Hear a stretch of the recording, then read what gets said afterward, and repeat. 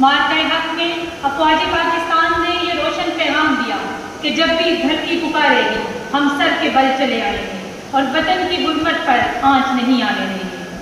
खलबली see much गई है कुफर के ईमान में, खलबली सी मच गई है कुफर के ईमान में, जान देखो आ गई है मोमिनों की जान में।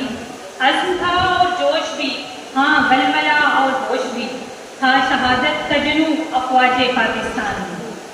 गवर्नमेंट गर्ल्स हाई स्कूल मंडी कॉलोनी की स्टूडेंट आमना मुस्कान स्टेज पर आ रही हैं। स्पीच के लिए आमना मुस्कान, गवर्नमेंट गर्ल्स हाई स्कूल मंडी कॉलोनी।